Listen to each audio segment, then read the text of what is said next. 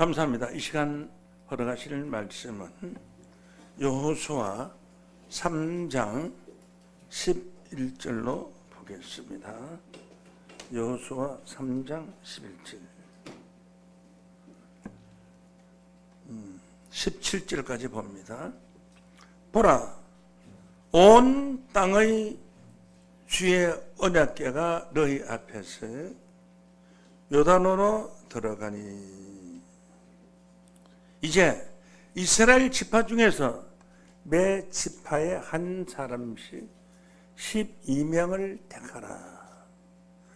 온 땅의 주 여호와의 궤를 맨 제사장들의 발바닥이 요단 물을 밟고 멈추면 요단 물 곧 위에서부터 흘러내리던 물이 끊어지고 쌓여서리라.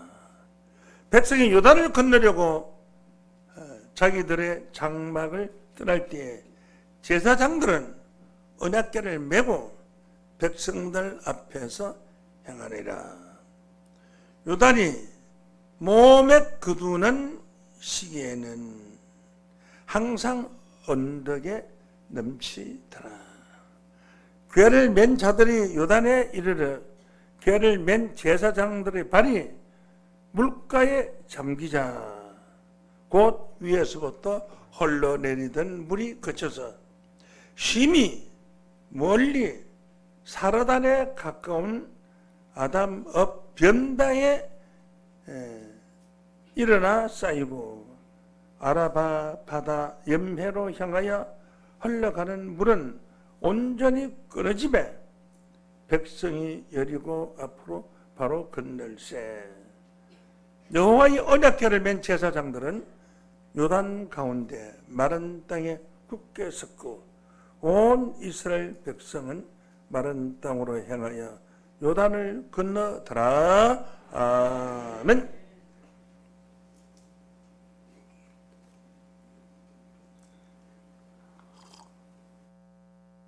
여호수아 3장 9절에서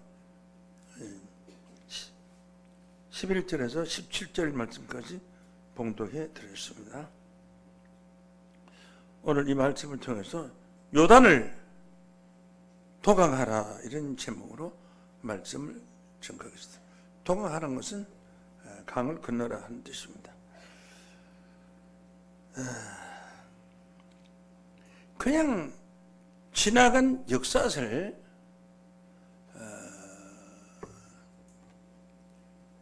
과거의 역사를 지금 공부하는 그런 구약을 봐서는 안 됩니다.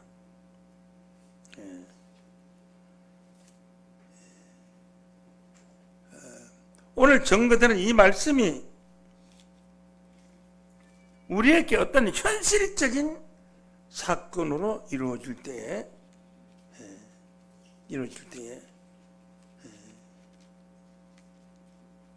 하나님의 말씀의 소중함을 알게 되는 것입니다.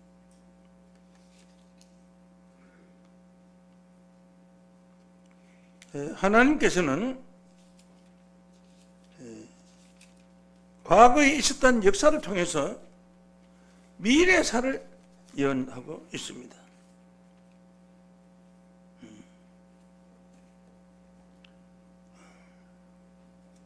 그래서 이스라엘 백성들이 요단강을 건너는 이 사건은 종말에 이루어질 또 다른 요단강을 건너는 역사가 이루어질 것입니다. 전도서 3장 15절 한번 보겠습니다. 이제 있는 것이 옛적에 있었고 장래에 있을 것도 옛적에 있었나니.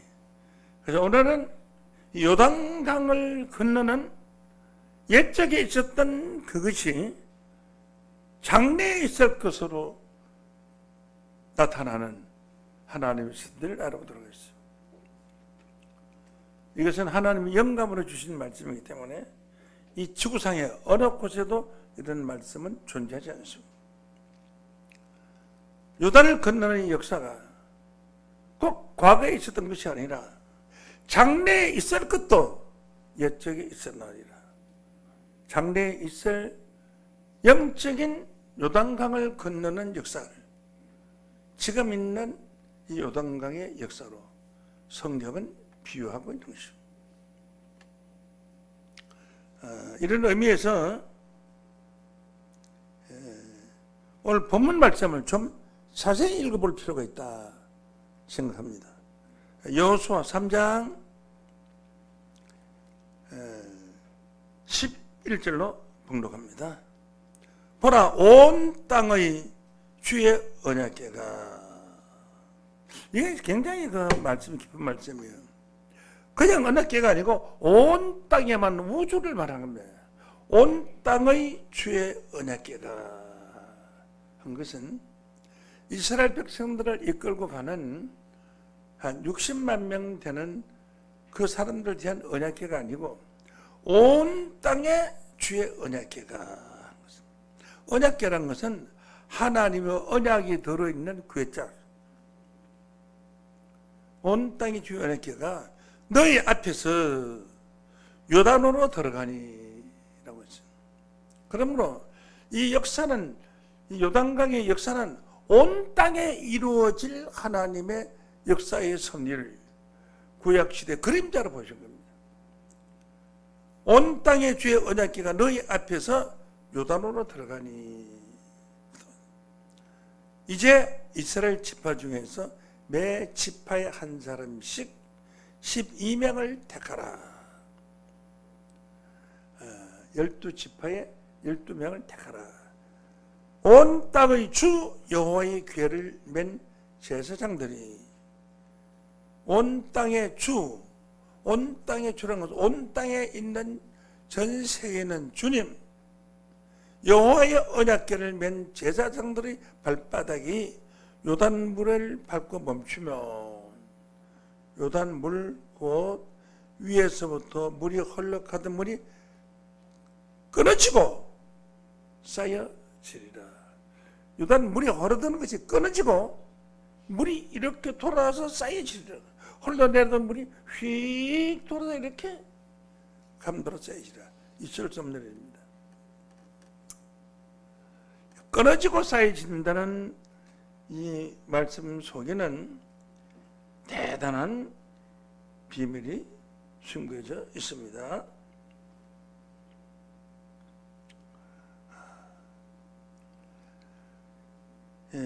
여호수아 1장 1절 한번 보시겠습니다.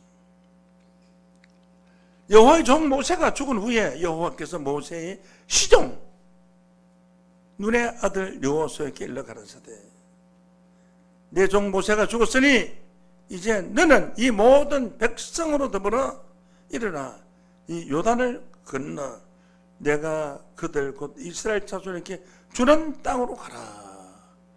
이 요단을 인도하던 자는 처음 이스라엘 백성들을 애굽에서 출발시킨 모세가 아니었고 선지자가 바뀌었습니다. 눈의 아들 여호수아라. 눈이라는 사람이 있겠지만 눈은 이사야 29장 10절에 보면 선지자를 상징하고 있는데 눈의 아들 여호수아라고 했고 또 온 땅의 주의 언약이에요. 온 땅에 있는 모든 사람들의 관계되어 있는 언약이에요. 온 땅의 주 여호와의 궤를 맨 제사장들이 요단물을 밟고 서면 곧 물 위에서 흐르던 물이 둘둘 말려서 흘러내려오던 요단물이 끊어지리라. 요단물이 끊어질 수가 없죠. 그런데 요단물이 끊어지리라 라고 했습니다. 먼저 이러한 사건이 언제 있었느냐 하면 모세에게 있었습니다. 모세가 이스라엘 백성들을 인도하기 위해서 애굽에서 10가지 제약을 내리고 바로의 아들 장자가 죽는 심판을 해버렸습니다. 그래서 오직 하나님의 말씀으로 하나님의 능력으로 행하시겠습니다. 자기 아들이 죽자 바로는 항복을 했습니다. 좋다. 그렇다면은 이제 너의 백성들이 광야에 나가서 하나님 앞에 제사할 수 있도록 길을 열어주겠다. 그 대신 꼴도 보기 싫으니까 너네 족속들이 쓰던 물건을 전부 싹 다 가지고 나가거라. 그래서 집에서 키우던 양까지 다 가져라. 어떤 사람 밀가루 판정해 놓은 것도 이거 가져. 그러니까 전부 백성들이 다 싹 빠져나갔습니다. 이것은 무엇을 하느냐? 430년 동안 이스라엘 백성들을 종으로 삼았던 애굽의 바로 왕이, 그 마지막 때에는 벽돌을 구울 때에 쥐펄 넣고 구워야 되는데 쥐펄 주지 않고 벽돌을 굽지 아니하면은 무서운 가죽 채 쪽으로 이스라엘 백성을 맞아가면서 살아왔던 것입니다.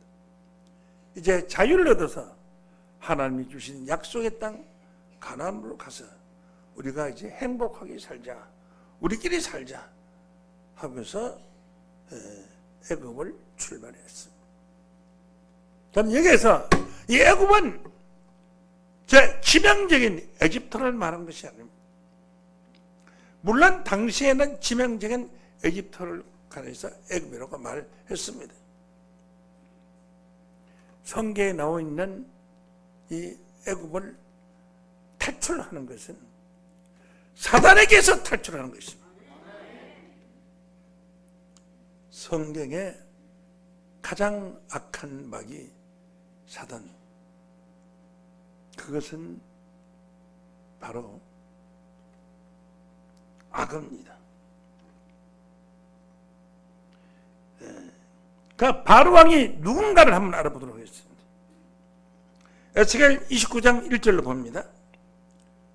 제 10년 10월 12일 여호와의 말씀이 내게 임하여 가라사대, 인자야 너는 애굽 왕 바로와 온 애굽으로 낯을 향하여 쳐서 예언하라. 이 에스겔 선지자에게 말한 것입니다. 온 이스라엘 땅, 애굽 땅을 쳐서 낯을 쳐서 예언하라. 너는 말하라 이르기를 주 여호와의 말씀에 애굽 왕 바로야. 바로는 당시 신이었어. 바로로 하면 신인 줄 알고 갑자기 딱 멈추게 되고 엎드리게 됩니다. 애굽 왕 바로야, 내가 너를 대적하노라. 하나님의 말씀입니다. 하나님의 대적할 수 있는 게 얼마나 나쁜 놈이에요. 너는 자기의 강들 중에 놓은 큰 악을, 바로 마귀입니다. 악. 그러면 애굽의 악이라는 것은 무엇을 말하고 있느냐? 바다에 있는 용이요, 이 악은 사탄의 왕을 상징하고 있습니다. 이사야 27장 1절로 봅니다. 그날에 여호와께서 견고하고 크고 강한 칼로, 그날은 로마서 2장 16절 말씀에 보면 심판의 날을 말합니다. 그날 여호와께서 크고 견고한 칼로 날랜 뱀 리오야단, 곧 꼬불꼬불한 뱀 리오야단을 벌하시려 바다에 있는 용을 죽이시라. 바다에 있는 용을 죽이는 심판의 그날, 날랜 뱀 리오야단이라고 했습니다. 자, 그런데 오늘 이사야 29장 1절로 보신 말씀을 다시 연결합니다. 여호와께서 말씀이 내게 임하여 에스겔에게 임하여 가라사대, 이제 넌 애굽 왕 바로와 온 애굽의 낯을 향하고 쳐서 예언하라. 너는 말하여 이르기를 주 여호와의 말씀에 애굽 왕 바로야, 내가 너를 대적하노라. 하나님께서 이제는 애굽을 그냥 두지 않겠다. 너는 자기의 강들 중에 놓은 큰 악이라 스스로 이기를, 내 이 강은 내 것이라. 내가 나를 위하여 만들어서 하노리라. 그러므로 이 악은 이스라엘이 출애굽했다는 것은 악어에게서 탈출했다는 겁니다. 악한 확정에서 탈출했다는 겁니다. 자, 악한 확정에서 탈출을 했습니다. 이사야 선지자는 이사야 27장에서 뭐라고 말했느냐? 바다에 있는 용이라고 말했고, 날린 뱀 리워야돈이라고 애굽을 말했어. 뱀의 나라를 무엇을 비유했느냐? 애굽으로 비유한 것입니다.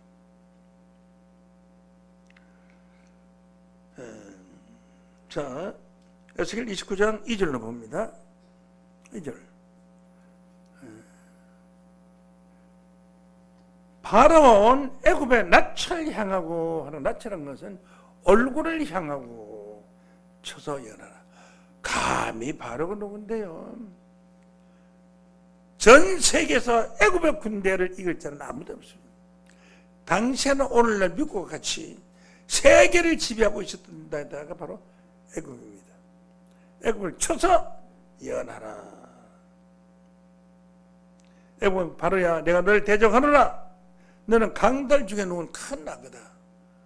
그 강을 애굽 땅을 강으로 비유했고, 그 큰 놓은 악어는 바로왕을 비유했습니다.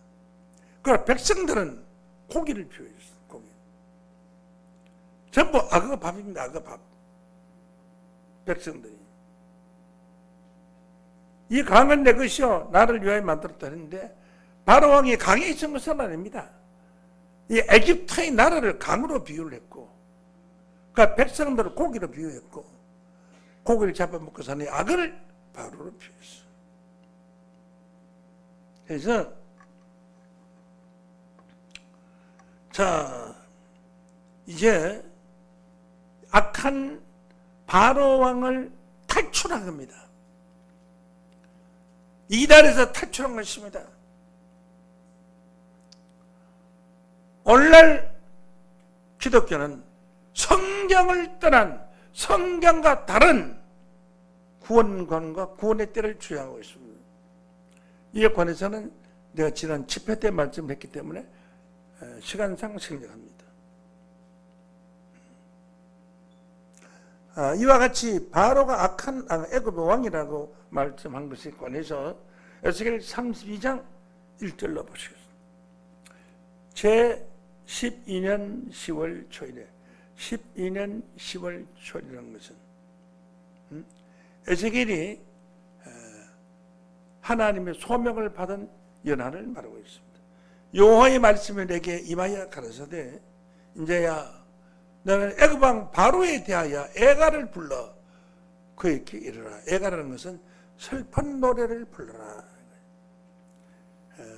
슬프다는 것은 아비가 죽었다든지 자식이 죽었다든지 나라가 망했다든지 하는 것은 얼마나 슬픕니까?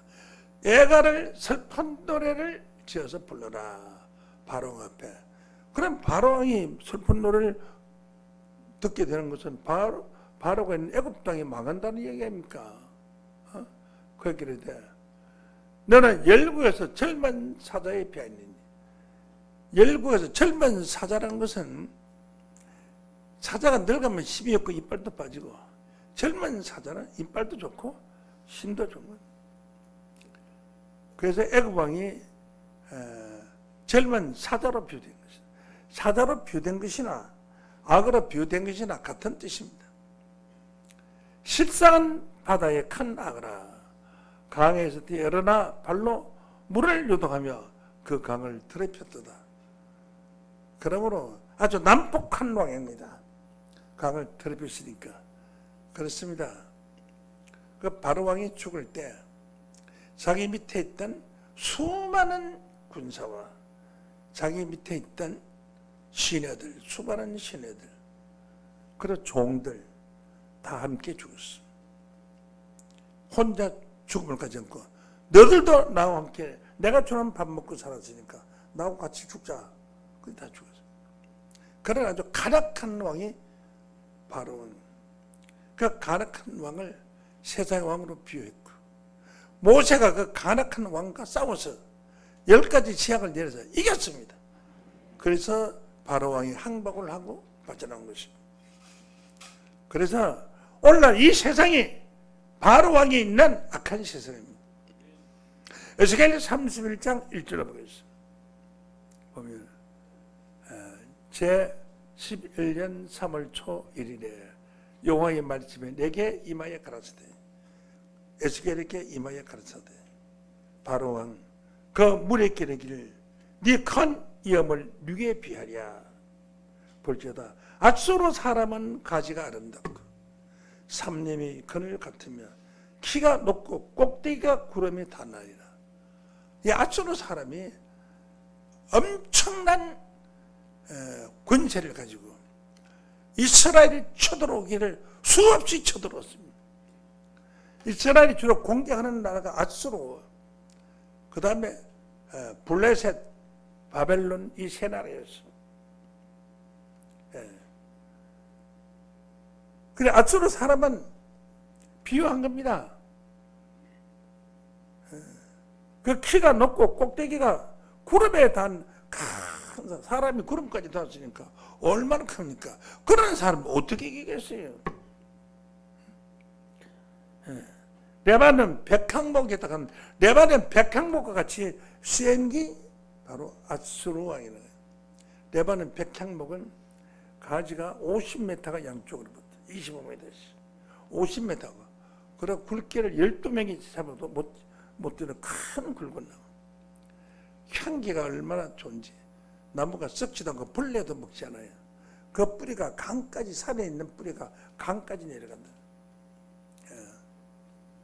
큰 나무는 산 밑에 있는 큰 나무가 백향나무에 구멍을 뚫어서 차 2차선 도로를 만들어가지고 나무 속에서 2차선 도로가 만들어져서 그 나무로 차들이 지나가고 나무는 그대로 살아서 그만큼 백향목이 대단히 큰 나무입니다. 에레미야 5장 14절에 이 백성으로 나무를 삼고 이 레바논 백향목도 사람을 비유한 것입니다.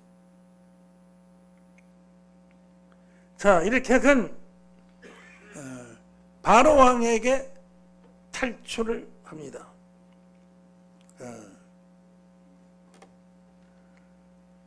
이사야 31장 3절을 보겠습니다.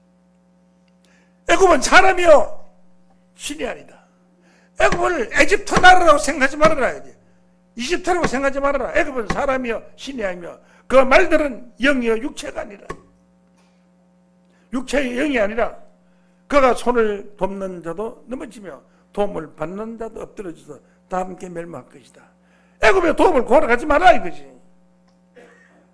애굽은 뭐냐? 사람이라는 거야. 이 세상 사람. 이 세상을 애굽으로 비유해서 애굽은 사람이야. 이 세상이 전부 사람이잖아요. 애굽의 도움을 구하러 갔는데 인간에게 도움을 청해서 죽음의 역사가 있을 때 인간에게 도움을 청하지 말고 선지자에게 도움을 청해서 기도를 받아야 합니다. 이사야 31장 1절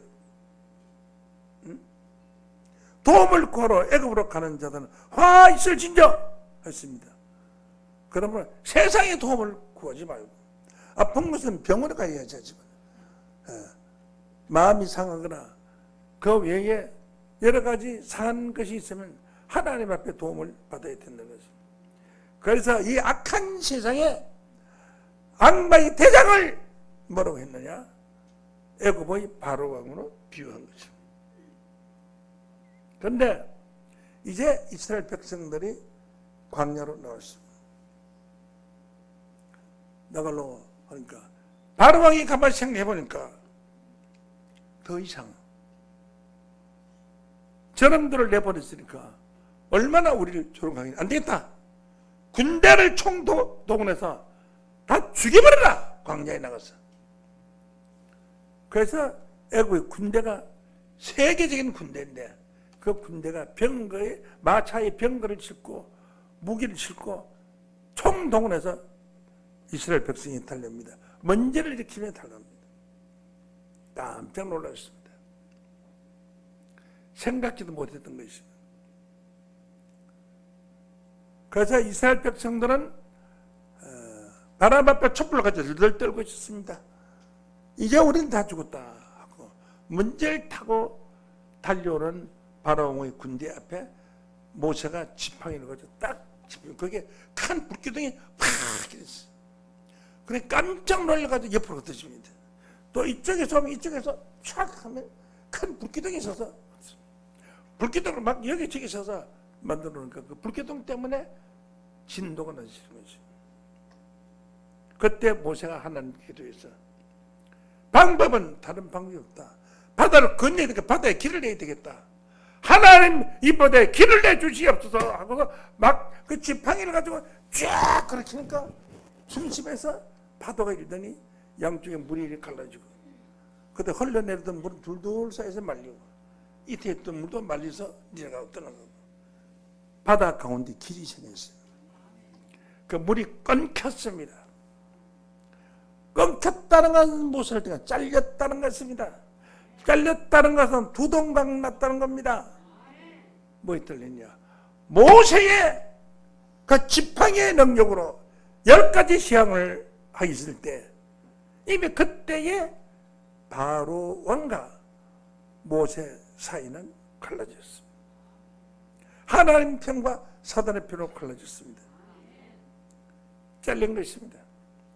흐르던 물이 잘렸다는 것은 정치적인 물이 잘렸다는 겁니다. 한 세대는 지르고 한 세대는 갈 때 대통령이 바뀌고 치리자가 바뀌고 하는 것은 먼저 있었던 그 대통령의 신하들이나 부하들이나 모든 사람들을 전부 다 잘림을 해서 잘랐어요. 물 흐름을 정치 흐름을 잘라버린 것 같이 애굽의 바로왕의 정치 흐름이 잘림을 받았습니다. 마지막 군대가 애굽의 군대가 쳐들어갔을 때 이스라엘 백성들은 바닷속에 육지까지 건너갔고 그 뒤를 따라서 애굽 군대가 바닷속에 들어올 때까지 가만히 있다가 곁에 다 왔을 때 애굽의 군대가 전부 바다에 널찍한 바닥으로 들어갔을 때 요거만하게 굽는 게 아니고 아주 널찍하게 몇백 메타 간격을 두고 탁 불이 열렸기 때문에 이스라엘 군대가 싹 다 들어왔어요. 그때에 지팡이로 바다를 가리키니 바다가 물이 합쳐져서 모든 애굽의 군대가 다 자멸한 겁니다. 모세는 애굽의 모든 정치, 문화, 사회 모든 것을 다 잘라버렸습니다. 홍해 바다가 잘릴 때 다 잘라버렸어요. 그래서 다시는 이스라엘 백성들이 애굽 땅으로 돌아갈 수 없게 된 겁니다. 여러분, 애굽은 사람이요 세상이라고 제가 말했습니다. 이 세상에서 잘려나와서 세상 사람이 아니라 하늘에 속한 사람이 되어야 합니다. 그래서 요단을 건넌 요단이 아니고요 그 홍해를 건너온 하나님 백성들, 홍해를 건너오기 전에는 누가 정치를 했느냐? 바로가 정치를 했습니다. 홍해 바다를 건너와서는 바로의 권한은 손톱만치 높고 모두가 모세의 권한 속에서 모세의 지배 아래 있었습니다. 그러나 과거에 흐르던 물은 잘렸고 새로운 물이 시작했습니다. 그 물은 바로 모세라는 선자의 물입니다. 모세 밑에는 아론이 있었고 그 외에 각 지파의 지파장들이 있었고 큰 군대를 만들어서 이스라엘 백성들이 자기 나라 고향 350년 전에 애굽에서 나왔던 야곱의 자손들이 다시 자기 고향으로 돌아가는 가나안 땅으로 돌아가는 겁니다. 그 돌아오는 길에서 하나님의 백성들이 하나님 말씀을 듣지 않으니까 십계명이라는 법을 내려줬습니다. 그 십계명의 법은 인간으로서는 지킬 수 없는 그런 법입니다. 그 십계명을 받았던 모세마저도 십계명을 범할 수밖에 없었던 그런 것입니다. 그 십계명이 이제는 십계명이라는 큰 물줄기가 흘러서 그 물줄기에 물을 먹고 사는 백성들의 이스라엘 백성들입니다.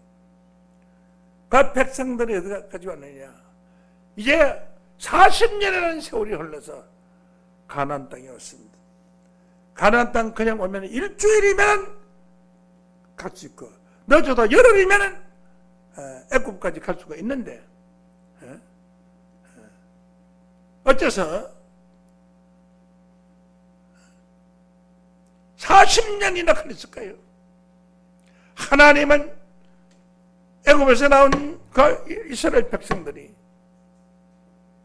애굽의 물을 먹고 바로의 지도를 받아서 바로를 섬기던 그 정신과 신앙이 남아 있었어요. 그것을 다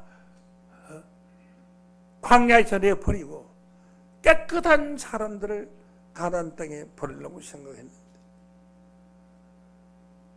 이제 출애굽에서 나온 백성들은 죽고 그 후손들은 애굽에 가서 알지 못하는 사람들, 잘하는 사람, 후손들을 가나안 땅에 보내려고 20세 이하에 있던 어린애들이 40년 동안 자라니까 60세가 되는 거 아니에요.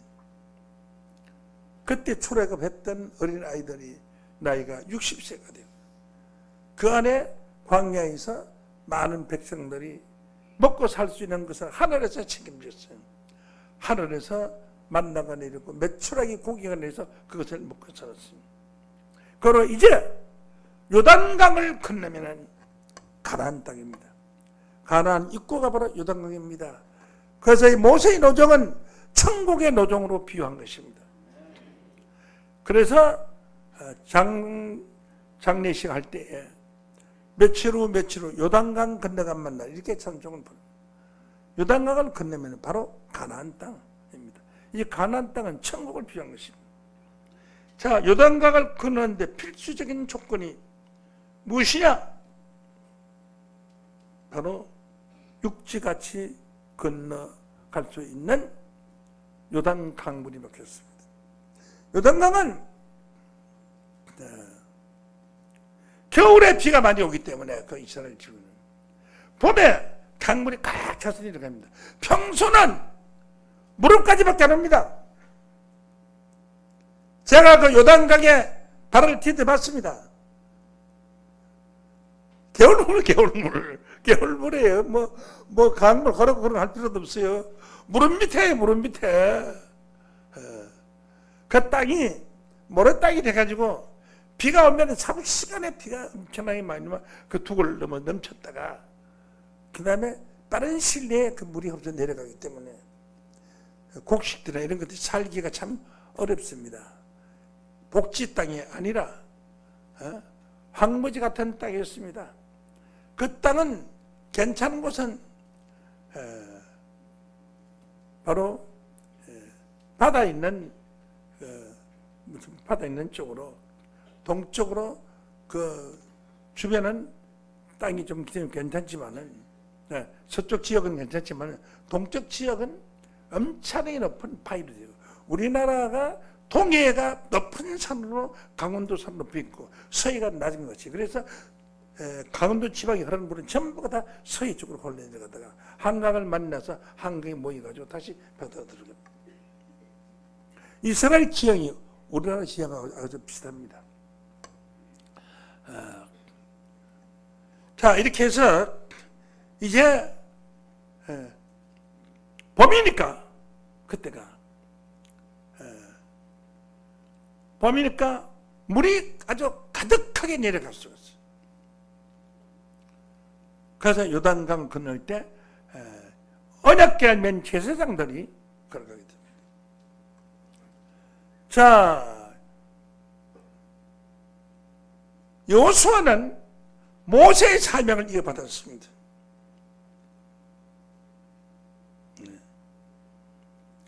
여호수아가 사명을 받을 때 성령이 임했습니다.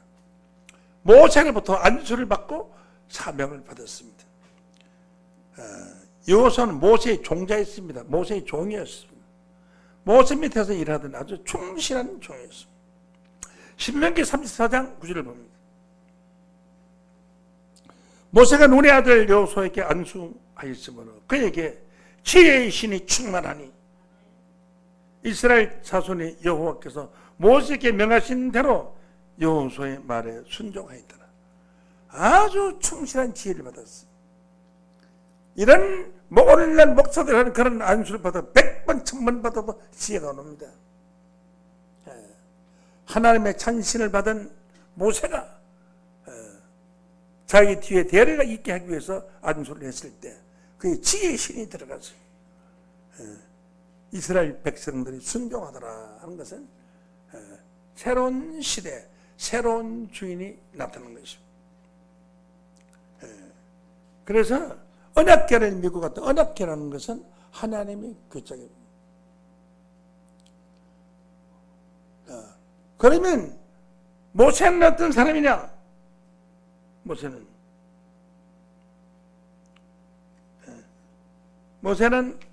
모세가 말했던 신명기 28장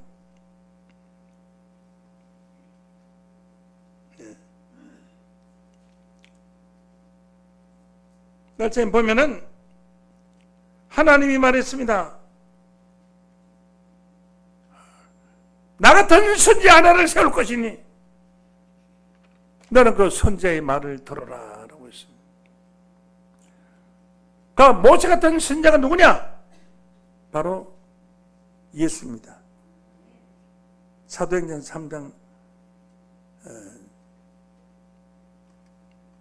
말씀으로 보면은 15절로 보면은 모세 같은 선지자가 예수로 왔습니다. 그러나 모세의 노정은 예수의 노정입니다. 예수가 신명기 18장 15절에 모세 같은 선지자를 보낸다고 했고 사도행전 3장 20절에 예수님이 모세 같은 선지자로 왔다고 했습니다. 그러니까 예수님은 모세입니다. 모세가 자기의 제자 여호수아에게 사명을 넘겨서 가나안 땅에 가듯이 예수님이 또한 자기의 사명을 감당해서 지상천국을 이루지 못하고 갔습니다. 그래서 모세 뒤에 나오는 사명자가 바로 여호수아요. 예수의 뒤에 나오는 사명자가 있을 것을 요한복음 14장 12절에 기록이 되어 있습니다. 내가 진실로 느끼노니 나를 믿는 자, 예수를 믿는 자는 나의 하나님을 저도할 것이요 또한 이보다 더 큰 것도 하리니 예수보다 더 큰 것을 할 사람이 어디 있습니까?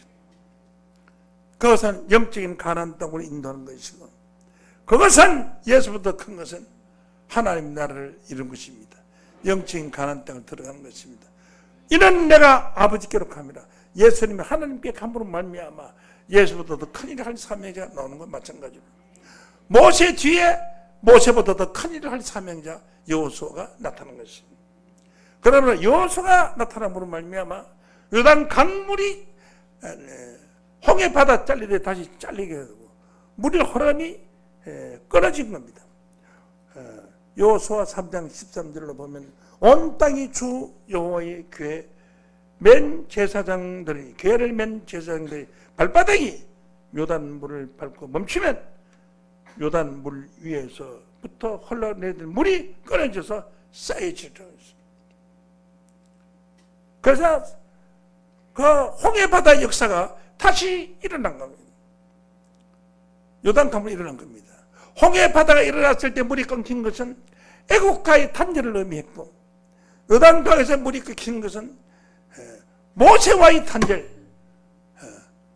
이제 새로운 사명자가 출현한 것을 말씀하고 있습니다. 탄절을 의미했습니다. 그리고 그들은 언약궤를 맺습니다.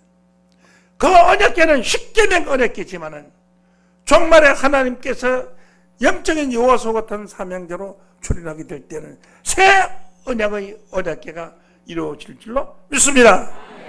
이 언약궤는 사람을 상징했습니다. 하나님의 언약의 말씀을 가지고 속에 있기 때문에 그 사람은 언약궤 궤자입니다.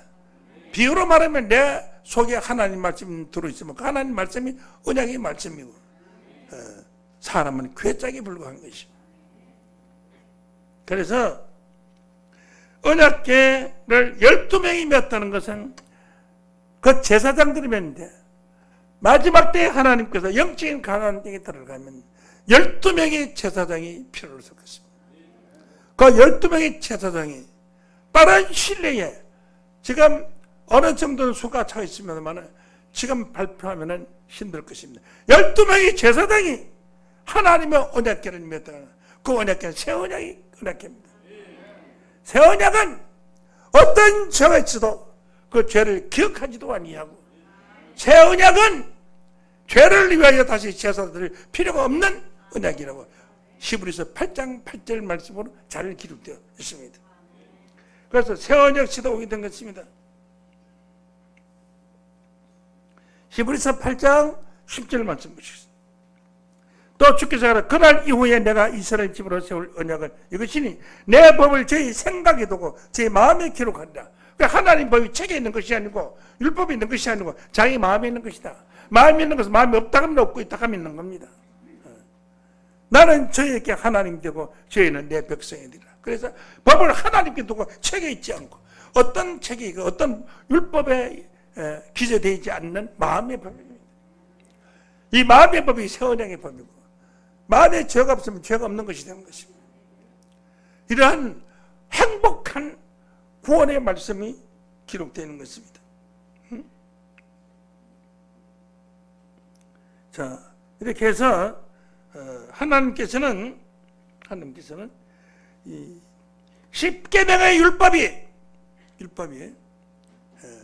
마지막 영적 요단강을 건널 때 율법이 잘려버리는 것입니다. 이미 예수님 시대에 잘려버렸습니다. 십자가하고 바꿔버렸다고 했습니다. 바꿔버렸다고 했는데 바꿔진 줄을 모르고 지금도 이미 에베소 2장 5절부터 기록된 말씀 한번 보실까요? 원수된 것 곧 15절. 어문에 속한 계명의 율법을 어문은 십계명을 어문이라고 합니다. 고린도후서 3장 6절에 보면 어문을 십계명으로 했습니다. 돌에 쓴 계명입니다. 또 제가 또 새 언약의 일꾼으로 만족해 하셨으니 어문으로 하지 않냐고 영으로 하미니 어문은 죽이는 것이요 영은 살리는 것입니다. 돌에 써서 새겨 죽게 하는 어문의 직분도 돌에 써서 새긴 것은 모세 율법 십계명입니다. 어문에 속하는 계명의 율법을 에베소 2장 15절입니다. 에베소 2장 15절. 원수된 것 어문에 속한 계명의 율법을 십계명에 속한 계명의 율법을 자기 육체로 예수의 육체로 폐하셨으니 그 법을 폐지시켰습니다. 그러면 죄인 되었던 자들이 전부 죄에서 해방돼서 죄인 아닌 하나님의 백성으로 성탄합니다. 이 놀라운 축복이 전 세계에서 세강 중앙교회로부터 세상의 빛을 발하고 있다는 사실을 깨우침 받기를 원합니다. 그러면 십계명은 하루당 그 물이 끊어져 버렸습니다. 십상은 예수님 시대에 끊어지는데 그게 덜 끊어져 가지고 세서 지금까지 십계명을 지키고 있어요. 찬송과 예비교회 있잖아요. 이거 이제 마지막으로 잘라서 없애버려요.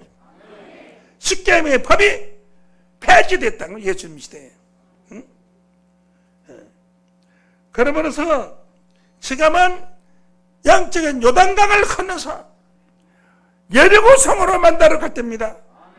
가서 하나님 백성들이 일곱 나팔로 여리고성을 물을 뜰 때 성경에 기록되어 있는 고린도전서 15장 51절에 일곱째 나팔을 불게 될 때 세상 나라가 그리스도인 나라가 되고 계시록 11장 15절에 세상 나라가 그리스도인 나라가 되고 죽을 몸이 죽지 않을 몸으로 썩을 몸이 썩지 않을 몸으로 변화를 받아서 이 세상에서 하나님이 이 인간의 장막에 다시 내려오사 새하고 새 땅에서 영생 복락을 누리는 축복이 있는 줄로 믿습니다. 이를 위해서 우리는 지금 요단강을 건넜습니다.